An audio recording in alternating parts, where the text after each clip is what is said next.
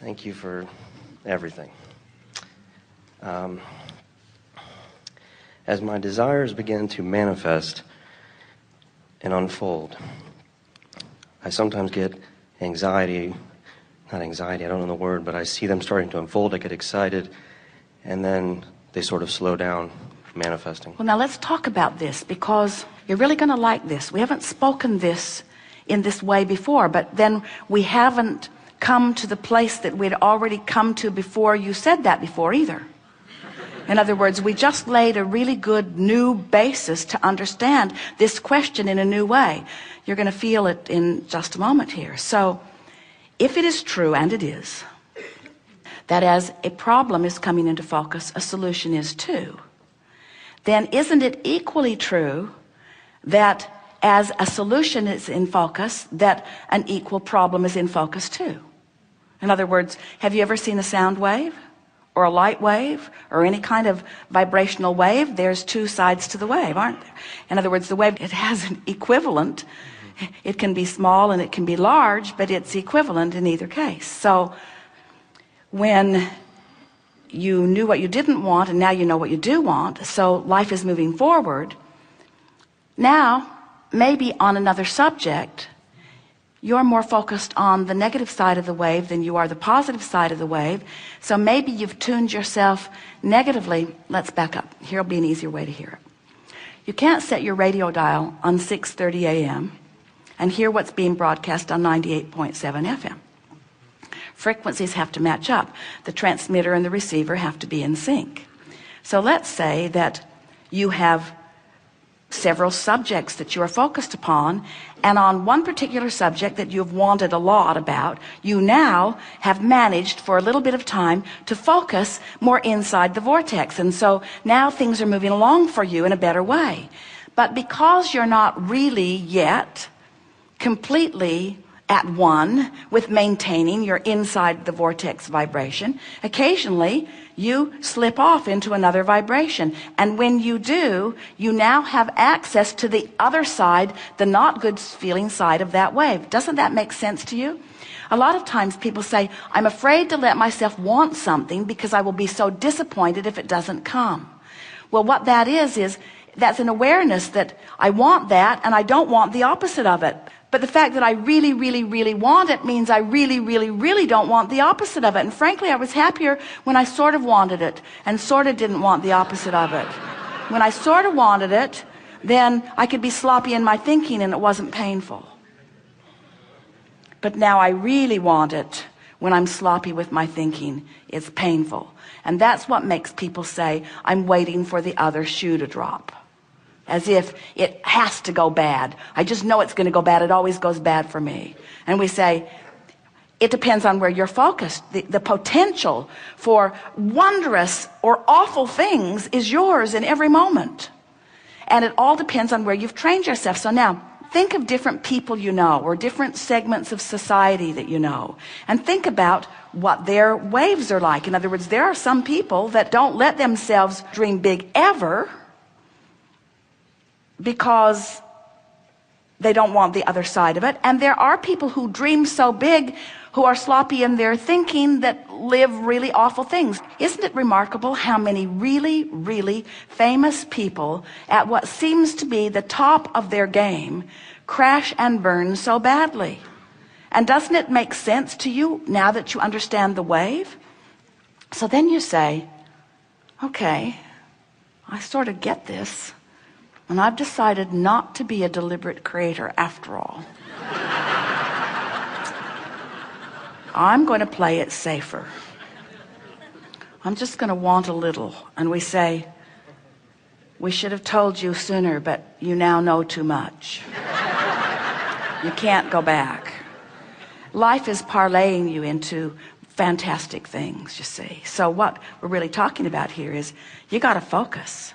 You got to focus, because what's coming to you is coming in response to your allowance. And here's the thing that makes what we just said to you interesting and funny, but different than the way we were playing with it. And here's what we mean by this. You've already played your hand. You've already been living your life. You've already been asking and asking and asking and asking and asking and asking and asking. In other words, you've already put who you really are over here in this vortex of creation, and you really have no choice other than to get up to speed with who you are.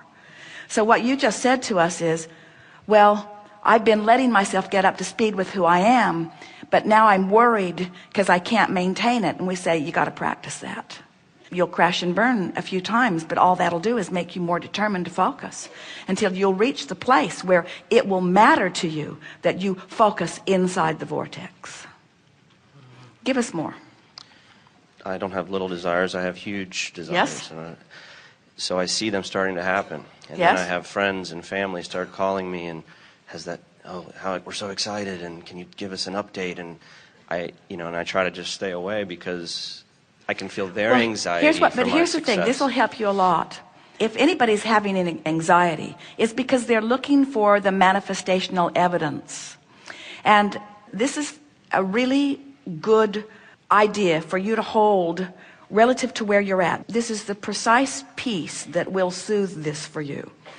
This vortex of creation, it's the vibrational foundation for all of the good that manifests. And when you have full view of it, that's when you feel utter faith, because that faith is knowledge in something not yet seen.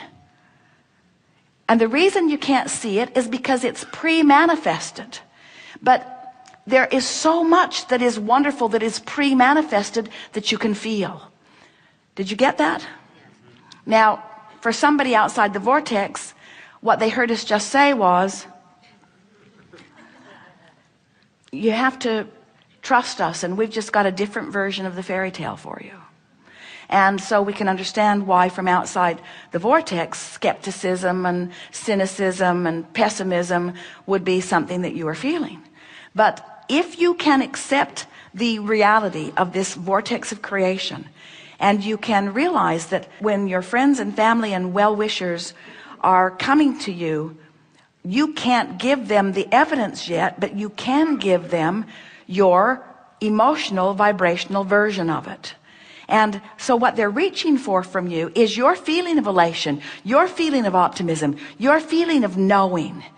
Have you ever been part of something where there was a leader who knew even before there was manifestation, and that leader just knew so clearly that you knew too, and couldn't you ride the current of that knowing? And weren't there always those naysayers who couldn't see it and couldn't feel it, who were determined that it wasn't going to come to be? But because someone knew, and because you knew they knew, then you knew a little too? That's the best that you can do for those people, because almost everybody is demanding. That's why science and medicine moves slowly forward, is because they need to see it before they believe it. And that's backwards. You got to believe it before you can see it. You have to believe it in order to get in the vortex, and you've got to get in the vortex before you can see it, before you can rendezvous with the circumstances and events that are going to bring the manifestation of it about, you see. It's really interesting. This reality that humans claim and cling to is such an arbitrary thing. You are billions of people with billions of different perspectives of life experience, literally creating billions of different worlds, and yet pretending that it's all one big world that you're all sharing equally. And it's not even close to that, you see. You are on these vibrational islands with law of attraction spinning on your individual vortices, giving you exactly what you are a vibrational match to. So the first thing that we would say to you is, if we were standing in your physical shoes, would leave them all out of the equation, well-wishers or not. Because if you need to prove to them what they need to see, then they've got you focused outside the vortex, and that's why you feel a diminishment of your joy.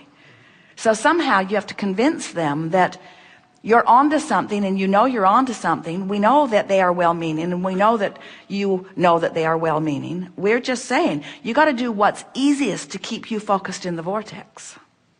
So if someone says, how you doing? You say, tuning my frequency. You say, well, how's it coming? Great, I feel great. What have you got to show for it? Joy. Well, what else you got to show for it? Vitality, clarity.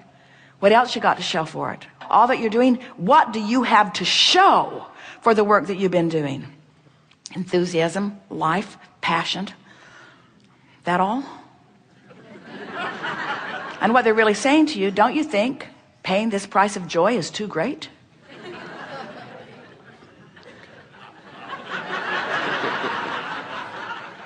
Someone might even say to you, well, you seem really, really happy, and you seem like you've got the world by the tail, but I don't see any evidence of well-being in your life. And you say, wait, everything I want is because I think in having it I will feel better.